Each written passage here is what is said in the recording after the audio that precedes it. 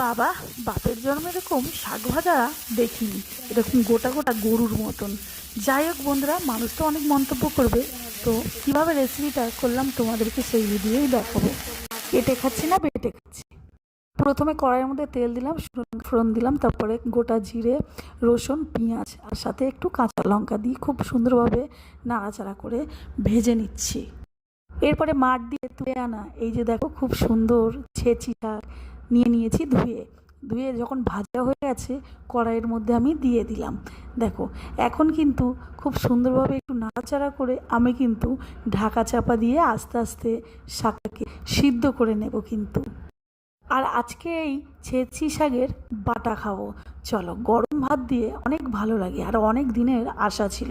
তো দেখো, এখানে আমি শিলপাটা নিয়ে নিয়েছি, নিয়ে আর ওই ভেজে রাখা শাকটা ঠান্ডা করে শিলের মধ্যে দিয়ে এখন সুন্দরভাবে নিপিস করে বেটে নিচ্ছি। বাটার পরে আমি কিন্তু আর কড়ার মধ্যে টালবো না, জানো। খুব সিম্পল রান্না, কিন্তু খেতে অসাধারণ। একটা অনায়াসে ভাত খাওয়া যায়।